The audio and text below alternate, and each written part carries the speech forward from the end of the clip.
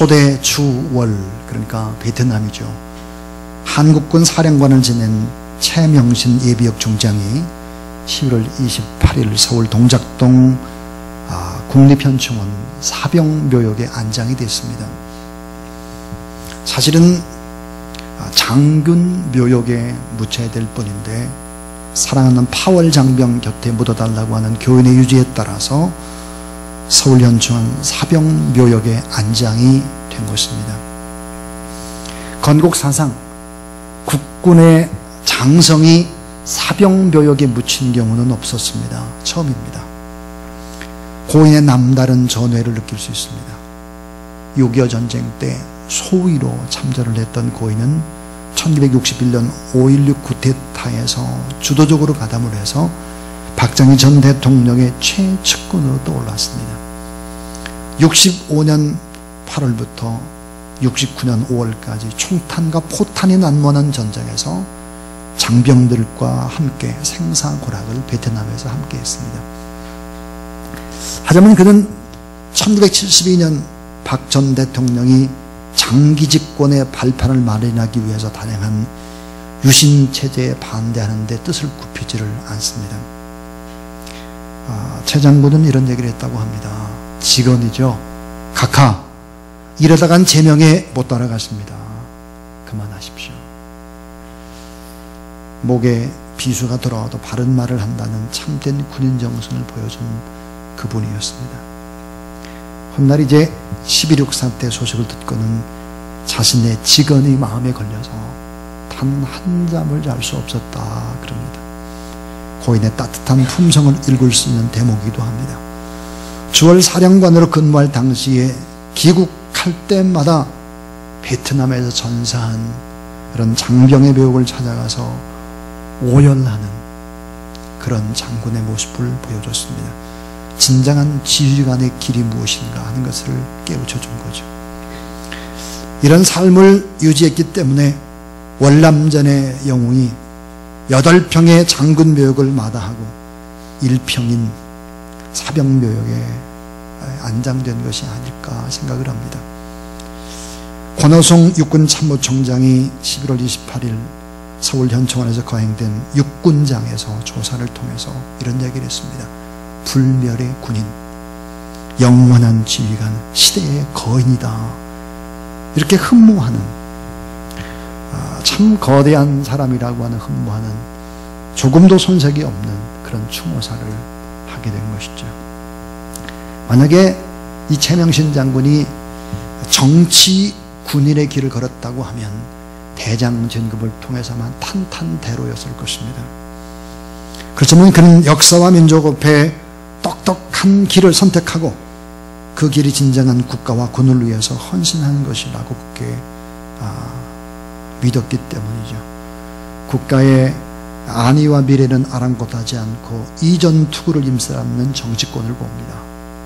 그리고 사리사욕에 눈먼 사회 지도층 인사들이 이 고인의 숭고한 정신에 본을 받아야 되지 않을까 하는 생각이 들곤 합니다. 사랑하는 여러분, 이 최명신 장군은 장로님이셨습니다. 여러분, 이 장로님을 통해서 얼마나 많은 사람들이 복음을 접했을까? 얼마나 많은 사람들이 그 길을 따라가기를 원했을까? 지금도 그분은 수많은 사람들을 이끌고 주님 곁으로 간 것이 아닐까 하는 생각이 듭니다. 주님 품에서 아마 편히 안식하고 계시겠죠. 여러분, 주 예수 그리스도의 복음을 위해서 아름답게 하나님의 말씀대로 살아가는 그런 여러분 될 수 있기를 바랍니다. 아멘. 모두 다 넓고 큰 길, 대우받는 길, 그런 길을 걸어가기를 원하지만 작은 한 평, 사병의 묘지에 안장된 그 모습, 예수 그리스도의 모습을 닮은 모습이 아닐까 하는 생각도 듭니다. 왜 복음을 전해야 할까 하는 것입니다. 왜? 몇 년 전에 히트했던 영화 공공의 적이라는 영화가 있습니다. 한 증권사의 펀드 매니저가 주식으로 큰 돈을 벌게 되죠. 아버지가 투자한 돈을 좀 회수하려고 그래요. 아들이. 아버지가 돈을 회수하려고 하니까 반대를 하자 이 아들은 자기의 친부모를 죽이는 겁니다. 아버지도 죽이고 어머니도 죽이는 거죠. 그리고는 한 경찰관이 바로 이 펀드 매니저인 아들을 수사하는 그런 내용의 영화입니다. 영화의 장면 중에 아들의 손에 죽어가던 어머니가 아들이 남긴 손톱을 보게 되는 거예요. 손톱이 부러진 거죠. 아들이 남긴 손톱을 집어가지고 입에다 넣는 거예요. 삼켜버리는 것입니다. 영화에 참 백미라고 생각이 듭니다. 이 아들은 부모를 죽이는 파련을 보면서도 그 어머니는 그 자식이 떨어진 손톱 자국 때문에 이 손톱 때문에 붙잡힐까봐 그 흔적을 지우기 위해서 아들의 손톱을 먹어치우는 겁니다. 증거물을 없애는 거예요.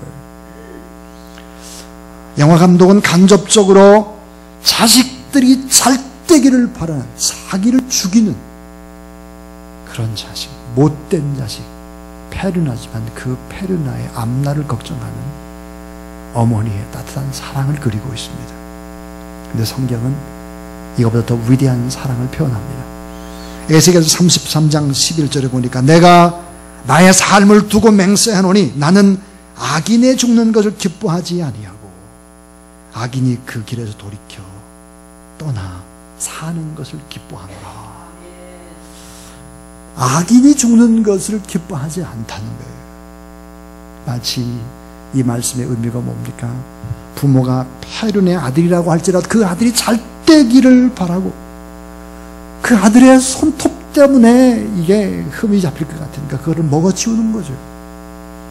악한 자라도 돌이키기를 원하고 악인이라도 멸망받을 자리에서 가지 않고 생명의 길로 들어서기를 원하는 하나님의 간절한 바람, 사랑의 하나님, 늘 참고 기다리시는 하나님, 축복의 하나님, 반드시 잘 되기를 그토록 원하는 하나님의 마음이 함축되어 있습니다. 사도행전 5장 40절에 보니까 복음을 증거하는 사도들이 채찍을 당하게 되고 또 사도들은 예수 그리스도의 이름을 위해서 능욕받는 일을 기뻐했다 그럽니다. 여기 보니까 헬라어로 채찍질 당하다, 이 말의 의미는 가죽을 벗기다 이 말이에요. 신명기 25장 1절 말씀 보면 채찍으로 40대 이상을 때리지 못하도록 율법에 규정을 하고 있습니다. 왜 그럴까요? 한 10대만 맞으면 어때요? 살이 다 찢어지기 때문에, 살점이 뚝뚝 떨어져 나가기 때문입니다. 그런데 고린도 11장 24대 사도 바울은 40에 하나 가만 39대 이 매를 5번이나 맞았다 그랬습니다. 그리고 여전히 복음을 전하면서 바다에 빠져서 일주일 동안 밤낮 없이 지내면서도 복음을 전했고, 옥에 갇히면서도 강도와 동족의 위험 속에서 계속해서 이 복음을 전했다는 거예요. 왜 이렇게 이 복음을 전해야 되는가 하는 거예요. 그 이유는 뭘까 하는 거예요. 오늘 제가 그 이유에 관한 얘기, 아주 본질적인 얘기, 그리고 실제적인 얘기 4가지 하려고 합니다. 첫 번째예요. 왜 우리가 복음을 전해야 되느냐예요. 그것은 따라하세요. 영혼을 살리는 것, 생명을 살리는 것. 이 복음이 영혼을 살려내고 생명을 살려낼 뿐만 아니라 이 일이 하나님이 원하시는 가장 위대한 일, 가장 시급한 일이라고 생각을 한다. 하나님께서 하나님은 뭐예요? 악인이 죽는 것을 기뻐하지 않는다. 그들이 돌이키기를 기뻐하는 하나님. 여러분, 돌이킨다는 말의 뜻이 무엇입니까? 회복한다, 새롭게 한다. 따라하죠. 새롭게 다시 시작한다. 새롭게 다시 시작하기를 하나님이 누구보다도 원하는 거예요. 여러분, 지난 일주일 동안의 삶은 어땠고, 지난 여러분 11개월 동안 2013년의 생활은 어땠습니까? 다시 돌이키기를 하나님이 원하는 거예요. 하나님 그 어떤 영혼도 사망에 이르기를 원치를 않아요. 악인이라도 하나님께 돌아오기를 원하는 것입니다. 인도네시아의 섬 가운데 스마트라라는 섬이 있는데, 이 섬에서 선교하던 몰간이라고 하는 선교사가 있었습니다. 그는 열심히 복음을 전했는데 주민들이 예수 그리스도를 잘 믿지를 않는 거예요. 너무 낙심해가지고 그는 2주 동안 하나님 앞에 금식을 합니다. 산에 가서 금식을 하고 그리고 돌아오죠. 근데 부인이 새파랗게 질려가지고는 딸이 열병에 걸려서 지금 죽어가고 있다, 숨을 헐떡이고 있다, 죽을 것 같다라는 소식을 접하게 되죠. 몰가는 딸을 위해 다시 하나님께 간절히 기도했습니다. 살려달라고 기도를 했습니다. 근데 그날 밤 하나님의 음성이 들렸습니다. 몰가나, 너는 죽어가는 네 딸 하나 때문에 그렇게 마음이 아프냐? 지금 병들어 못 먹고 죄로 인해 죽어가는 저 수많은 백성들을 바라보는 나의 마음, 그 아픈 마음을 너는 얼마나 이해하고 있느냐? 몰가는 깜짝 놀랐습니다. 그리고 아내에게 자기가 들었던 하나님의 음성 얘기를 하게 된 것입니다. 자기 딸의 건강과 자기 딸의 회복만을 위해서 그렇게 눈물로 기도했던 것이 부끄러웠습니다. 그래서 그날 밤 하나님 앞에 선교를 위해서, 여러 민족을 위해서, 특별히 스마트나 섬에 있는 사람들의 복음화를 위해서 하나님 앞에 간절히 부르짖고 회개하고 기도하는 시간들을 갖게 된 것입니다. 밤새워 기도하고 먼 노이 더우는 아침에 딸에게 갔을 때 그 딸 아이는 깨끗하게 회복이 돼 있었다. 선교 보고인 것입니다. 여러분, 우리의 자녀가 너무 소중합니다. 그러나 우리의 기도가 우리의 자녀, 우리의 가정의 범위를 벗어나지 못한다고 하면 이건 안타까운 일입니다. 예수 그리스도를 믿는 하나님의 사람들이 그저 내 거, 내 가정, 내 자녀라는 이 범위를 벗어나야 하는 것입니다. 사실은 부모는 자녀들을 위해 자기 목숨이라도 바꾸고 그 목숨까지 내놓는 것이 부모죠. 근데 하나님의 마음도 마찬가지. 하나님의 사랑은 예수 그리스도를 통해서 증언이 됩니다. 예수님께서 십자가에서 죽으셔야 할 그때에 자기를 모욕하고 멸시하는 사람들을 향해서 그들의 구원을 위해서 그들의 죄악을 용서해달라고 간청하는 예수 그리스도의 모습. 누가복음 13장 6절에 보니까 예수님께 열매 없는 무화과 나무를 보면서 주인이여 따라하자. 금년에도 그대로 두소서. 그 다음 이렇게 되어 있어요. 내가 두릅하고 걸음을 주리이다. 그리고 주인에게 간청을 하고 있습니다. 여러분, 간청하는 예수 그리스도의 모습. 오늘 우리가 이 자리에 앉아있는 저는 간청하시는 그분 때문에 오늘 이 자리에 있다는 사실. 어떤 영성신학자는 예수 그리스도의 심장을 쪼개면 다 타서 새카맣고 그 장을 살펴보면 단장의 모습을 가졌을 것이다. 단장이 뭐예요? 이 창자의 잘록잘록한 부분들이 다 잘라져 있었을 것이다. 단장의 슬픔, 창자가 마디마디 끊어지는 슬픔을 가리키는 말이죠. 생명을 살리기 위해서 예수님의 마음이 다 타들어가고 창자가 다 잘라져 있었을 것이다. 악인이라도 죽기를 원치 않은 하나님, 한 영혼이라도 더 구원받기를 원하는 하나님의 마음. 디모데전서 2장 4절에 하나님 모든 사람이 구원을 받으며 진리를 아는 데 이르기를 원하시니라. 하나님이 원하는 가장 소중한 일이 뭐예요? 복음입니다. 이 복음을 위해서 여러분 최우선으로, 복음을 위해서 건강해야 되고, 복음을 위해 잘 돼야 되고, 복음을 위해 여러분의 자녀들이 잘 나가야 되고, 복음을 위해 부자가 되고, 복음을 위해서 높은 자리에 올라가야 되지. 이 앞에 복음이 있어야 돼요. 복음을 전하는 데에 힘쓰는 그런 여러분 될 수 있기를 주의 이름으로 축원합니다. 두 번째입니다. 따라하세요. 우리는 복음의 빚진 자다. 우리가 복음의 빚진 자이기 때문에 복음을 전해야 되는 거예요. 로마서 1장 14절에 사도 바울은 헬라인이나 야만인이나 지혜 있는 자 어리석은 자에게 다 내가 빚진 자다 그랬습니다. 여러분, 빚진 자는 체주의 종이 되는 것이죠. 여러분, 국가도 빚을 짓게 되면 채무국으로 국제통화기금인 IMF의 내정 간섭을 받게 되는 거죠. 빚이 많고 갚을 능력이 없으면 어때요? 신용의 등급이 떨어지는 거예요. 은행에 대출을 받을 수 없어요. 길이 막히는 거죠. 구약에 보니까 빚을 갚지 못하면 어떻게 되나? 몸을 팔아서 갚거나 그 자식을 종으로 내놓는 것입니다.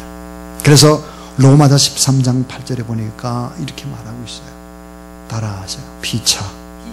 사랑의 빚 외에는 아무에게든지 아무 빚도 지지 말라. 사랑의 빚 외에는, 사랑의 빚은 어차피 우리가 어때요? 질 수밖에 없어요. 어머니 아버지로부터 내게 복음을 전개해줬던 많은 사람들 보면 사랑의 빚을 졌기 때문에 오늘 이 자리에 와서 하나님 앞에 예배를 드리고 있는 게 빚 안 진 사람이 있을 수가 없어요. 자, 물질의 빚, 도덕적인 빚, 지식의 빚, 영적인 빚, 이런 빚을 다 졌죠. 누군가의 희생이 있었어요. 누군가의 눈물이 있었습니다. 누군가의 덕분으로 우리가 하나님의 은총을 입고 오늘 이 자리까지 왔다는 사실을 믿으시기 바랍니다. 이런 은혜를 입었고 복음의 빚을 졌다면 갚아야죠. 그 복음을 전가함으로 작은 부분이라도 갚아내는 그런 여러분 될 수 있기를 바랍니다. 루드빅 캔드릭이라는 선교사가 있습니다. 루드빅 캔드릭. 그는 한국에 온 지 선교사로 1년이 채 되질 않아서 풍토병으로 죽습니다. 순교를 한 거죠. 지금도 양화진에 가면 그의 묘비에는 이렇게 새겨져 있습니다.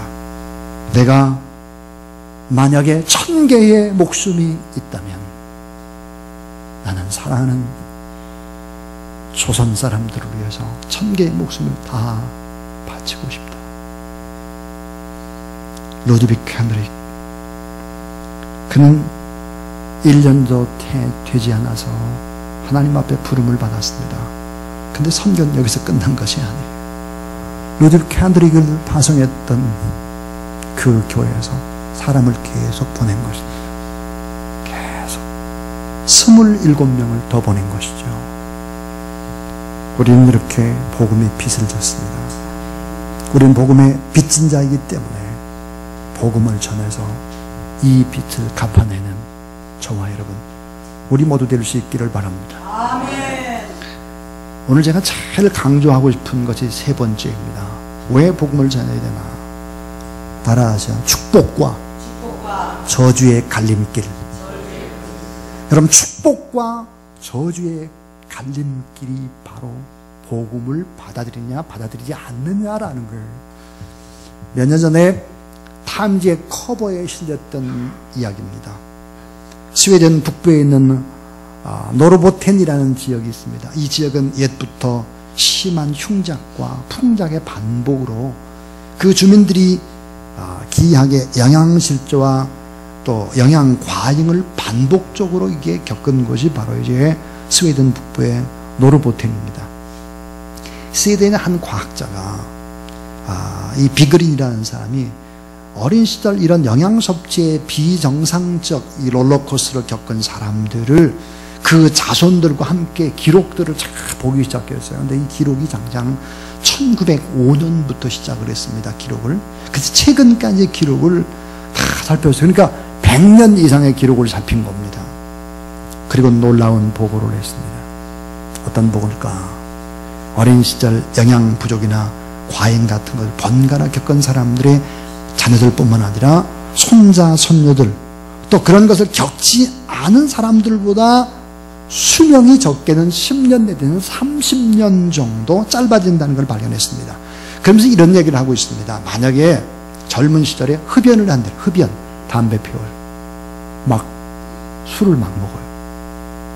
이렇게 하는 사람들의 자손에게도 비슷한 현상이 뚜렷이 나타났다. 한 세대의 행동은 당사자뿐만 아니라 눈으로 보이는 자식들뿐만 아니라 눈으로 보이지 않는 그 후손에도 엄청난 영향을 미쳤다는 거예요. 저주나 축복으로 이어질 수밖에 없다는 거예요. 솔로몬이라고 하는 사람, 이 솔로몬이라는 부귀 영화를 드렸는데 솔로몬이 정말 자기가 잘해서 그랬느냐? 그렇지 않죠. 다윗이 겸손히 하나님을 섬기고 하나님의 길을 따랐기 때문에 선대로부터 내려오는 축복이 그때까지 간 거예요. 여러분 이렇게 우리 조상들로부터 이런 축복과 저주는 분리되어 있지 않아요.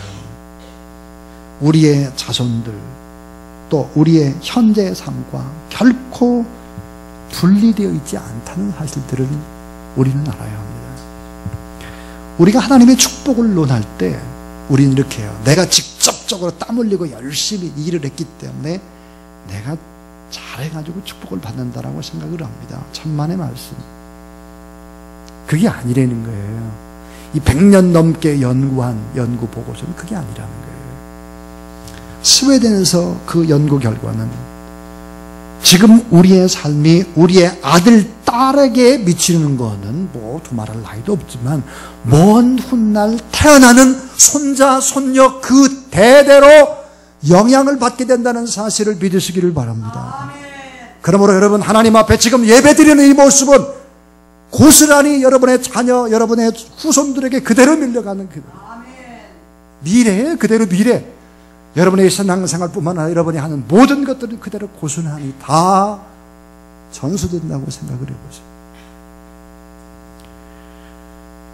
얼굴도 모르는 내 손자, 손녀 그 뒤에 후손까지 저주와 축복이 내려간다고 하면 여러분은 어떻게 행동해야 할 것 같습니까? 어떻게 말하고 어떻게 예배드리고 어떻게 하나님 앞에 기도해야 되겠어요? 이게 성경이죠. 자, 내 인생은 나의 것.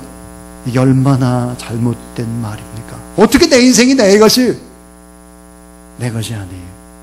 주님의 것이고요. 어떻게 내 인생이 내 것입니까?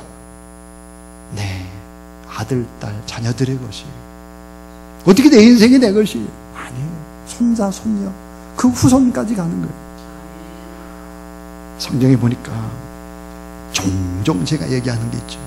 여러분 하나님 앞에 기도하는 이 기도가 적어도 보니까 성경을 연구해 보니까 300년은 효용이 있더라. 300년. 그러므로 여러분 나라와 민족이 여러분의 가문이 잘 되기를 원한다고 또 그렇게 소망하고 있다고 하면 하나님 앞에 기도하고 하나님 앞에 정말 세속적인 세상의 것에 눈이 어둡지 않고 악한 사탄의 세력은 어때요? 눈에 보이는 거, 손으로 만질 수 있는 거, 귀로 들을 수 있는 거 이런 게 사탄이 어때요? 그걸 가지고 우리를 붙잡고 유혹하는 거예요. 내가 기도한다고 다 되냐? 기도하면 되죠. 안 될 이유가 뭡니까? 우리는 하나님 안에서 과거의 결과물이면서 동시에 현재에 속해 있고 미래의 원인이 될 수 있어요. 중요한 말이에요. 우리는 하나님께 나서 하나님께 속해 살다가 자손에게 몸을 주고 다시 하나님께로 돌아가는 존재입니다. 그래서 인생은 내 것이라고 말하면 안 되는 거예요. 그래서 여러분 다윗처럼 또 예수 그리스도처럼 사도 바울처럼 순종함으로 이 복음을 전가하는 일에 순종함으로 또 여러분 자손들에게 행복을 유전시키고 축복받는 인생이 되도록 유산을 물려주는 그런 여러분 되길 주의 이름으로 축원합니다.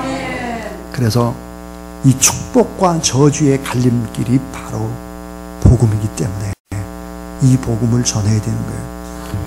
저는 적어도 이런 생각을 하게 됩니다. 우리가 복음을 증거하거나 세계선교나 군선교나 이런 거 하는 거 이건 적어도 한 개인의 영혼을 살려내는 것뿐만 아니라 나라와 민족을 새롭게 하고 역사를 새롭게 하는 귀한 하나님의 일이기 때문에 어려워도 우리가 힘들어도 허리띠를 졸라매고 그렇게 앞으로 나가는 거죠. 이제 마지막은 우리가 복음을 전해야 될 또 하나의 중요한 이유가 있습니다. 그것은 바로 따라하셔. 가장 보람되고 가장 행복한 길이다. 그렇습니다. 하나님은 악인을 깨우쳐서 그 악한 길에서 돌아서게 하지 않으면 그 핏값을 우리에게 찾겠다. 에스겔 3장 18절 그렇게 말했어요. 이 말이 뭐냐? 하나님이 정말 우리에게 핏값을 찾겠느냐? 그 말이 아니에요. 그게 아니고 그만큼 사람이 소중하기 때문에 야, 니들이 좀 희생하고 니들이 좀 기도하고 니들이 좀 더 허리띠를 졸라매고 니들이 좀 더 너와 내 가족만 위해서 그렇게 살지 말고 좀 나누고 베풀고 좀 그렇게 해야 되지 않겠냐. 그 말이에요. 그 말. 여러분, 영혼의 가치, 영혼의 무게는 얼마나 무거울까. 영혼을 건져내는 일, 죽어가는 영혼을 살려내는 얼마나 소중할까. 마태복음 16장 26절에 보니까 사람이 만일 온 천하를 얻고도 제 목숨을 잃으면 무엇이 유익하리요. 사람이 무엇을 주고 제 목숨과 바꾸겠느냐 그랬어요. 온 천하를 얻고도 그랬습니다. 그러니까 한 영혼이 구원받는 이 영혼의 무게라고 하는 것은 지구의 무게보다 더 무겁다라는 거예요. 한 영혼이 구원받는 일, 지구를 살리는 일이다 이 말이에요. 그 정도로 중요한 일이에요. 김재준이라는 사람이 있었어요. 김재준. 폐병에 걸렸죠. 그래가지고 국립결핵원, 마산에 국립결핵원이 있었는데 가포 바닷가에 있어요. 저도 국립결핵원에 이제 5년 동안 목요일마다 가서 봉사했던 곳인데, 그곳에 이제 김재준이라는 사람이 들어가가지고 폐병인데 뭐 각혈을 하고 3기예요, 3기. 그는 이렇게 생각했어. 아, 이러다 죽는구나. 내가 참 하늘이 가깝네. 이런 생각을 했어. 죽으면 하나님 앞에 가야 되는데 얼마나 내가 지금까지 살아온 삶이 영혼을 구원해서 내가 뭐 했나 하는 생각이 들으니까 죄송해서 그 뒤로부터 아주 피를 토하면서도 환자들을 돌보고 청소하고 있는 힘을 다해서 복음을 전합니다. 그 뒤로 폐결핵이 완치가 되죠. 근데 폐결핵이 완치되는 것은 끝나지 않았어요. 그는 미국에 유학을 갑니다. 박사학위를 받게 되죠. 교수가 됐어요. 한국으로 돌아왔어요. 한국에서 한경직 목사와 쌍벽을 이루는 그런 학자로서 결국은 한신대학을 세우게 되었습니다. 김재준. 여러분, 우리가 주의 복음을 증거하는 일을 위해서 힘쓰고 애쓸 때 하나님께서 우리 자신의 일뿐만 아니라 우리 앞길 문제도 주님이 풀어가시고 해결해 가시고 복되게 인도하신다는 사실을 믿으시기 바랍니다. 중요한 걸 먼저 하는 거예요. 중요한 걸 먼저 하면 하나님이 갚아주는 것이죠.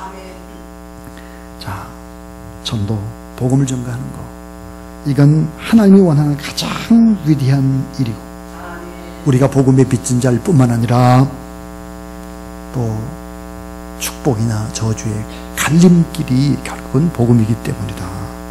가장 보람되고 행복한 길이면서도 현실 문제도 해결함을 받는 빠른 지름길이 바로 복음을 전하는 일이다 하는 것입니다. 사랑하는 여러분, 우리 582장 찬송을 보면 이 582장 찬송이 바로 김재준 박사가 작시한 것이죠. 그래서 한번 보시면 가사말이 훨씬 더 친근합니다.